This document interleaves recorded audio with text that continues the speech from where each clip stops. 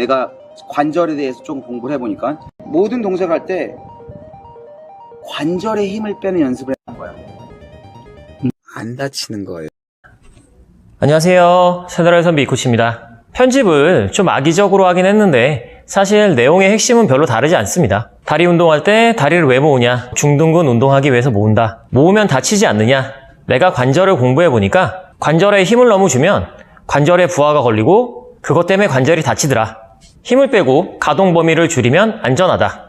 뭐 이런 내용입니다. 이런 내용이 다니까 일부러 찾아가서 볼 필요는 없습니다. 자, 제가 그냥 넘어갈 리가 없죠. 또 딴지를 걸어보겠습니다. 자, 첫 번째, 저 사람이 말하는 관절은 윤활 관절입니다. 두 번째, 이 윤활 관절은 윤활액이 있고 그 윤활액의 정수압을 통해서 관절을 보호하는 원리를 갖는 구조라고 생각하시면 됩니다. 정수압, 즉 내압을 조절하려면 적당한 워밍업과 근육의 긴장이 필요합니다. 자, 이제 쉽게 풀어서 설명해 드릴게요. 보통 운동 시 관절을 다치는 경우는 잘못된 방향으로, 관절의 잘못된 움직임으로 일어나는 경우가 있고요. 외부에서 주는 압력이 안에 있는 내부 압력보다 커서 관절 사이가 가까워져서 다치는 경우가 있습니다. 뼈와 뼈 사이에 어떤 풍선 같은 게 있다고 한번 상상해 보겠습니다. 풍선의 내압, 즉 바람 같은 게 빠져 있다면 밖에서 압력이 주어졌을 때 뼈와 뼈 사이가 좀 가까워지겠죠? 맞닿을 수도 있을 거고요. 이런 경우에 뼈와 뼈 사이에 있는 구조물, 이어주는 인대라든가 다른 구조물들, 관절낭도 있을 거고 연골도 있을 거잖아요. 이런 부분이 손상을 받게 되는 겁니다. 여기서 반대로 안에 풍선에 바람이 빵빵히 차 있다면, 즉 내압이 높다면 뼈와 뼈 사이가 쉽게 닿지 않겠죠? 이러면 구조적 문제가 발생할 확률도 상당히 낮아집니다. 이거는 보호대를 차는 원리도 비슷한데요. 보호대를 차는 이유는 여러 가지가 있습니다. 안쪽에 있는 온도를 높이기 위해서도 있고, 뼈에 제대로 된 움직임을 만들어줄 수도 있고, 혹은 제가 말씀드리는 것처럼 관절 내부에 압력을 올릴 수도 있고, 관절에 힘을 빼라는 표현이 보디빌딩적 표현으로 주동근에만 힘을 줘라 라고 좀 받아들이고 싶은데, 영상 내용을 전체적으로 보다 보면 주동근에만 힘을 주라는 표현보다는 보조근을 완전 무시해서 관절을 망가뜨리라는 내용 같습니다. 그리고 이 영상에서도 벤치프레스 자세를 잡고 다른 영상에서도 벤치프레스를 안 하는 이유가 하다 보니까 결국 손목이나 팔꿈치에 부하가 걸린다 라고 얘기를 하셨던데, 이게 과연 벤치프레스 때문일까요? 혹은 잘못된 관절 사용, 그리고 덤벨 돌리기 때문일까요?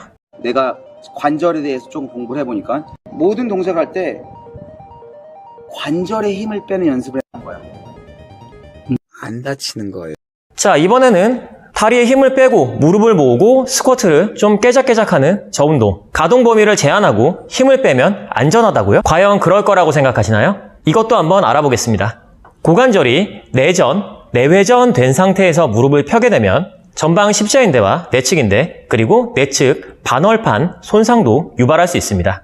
저도 고중량 트레이닝을 할 때 일시적으로 무릎이 모이긴 합니다. 이건 대둔근의 일부가 대퇴근막장근이랑 이어져서 무릎 쪽에 붙어있는 구조라서 둔근에 강한 힘을 내기 위해 일시적으로 본능적으로 일어나는 움직임인데, 이때 인지를 해서 바로 외회전으로 바꿔서 정상적인 리프팅을 해야 합니다. 무릎을 안쪽으로 모아놓은 상태에서 무릎을 굽혔다 피면 무릎 손상이 일어난다는 얘기는 굉장히 많이 알려진 얘기이기 때문에 동네에 있는 재활병원에 가서 물어보셔도 됩니다. 저는 사실 누구를 비판할 만한 경력을 가진 사람도 아니고 그분처럼 경력을 부풀리게 하는 능력도 없습니다. 그렇기에 잘못된 운동 방법 하나를 소개할 때도 제 경력이나 명성에 의지하지 않고 하나하나 근거를 제시하는 편입니다. 제 영상이 지겹다고 하시는 분들, 제가 과연 그분을 비난하는 목적으로 영상을 제작할까요? 그동안 그분의 영상을 보며 운동을 배워온 수십만 혹은 수백만 구독자님들의 잘못된 운동 방법을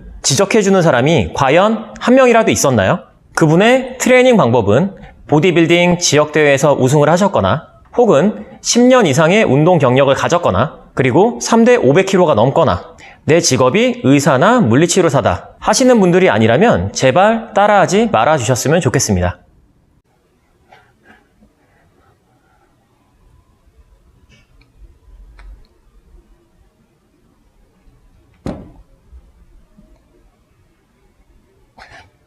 구독할 거지?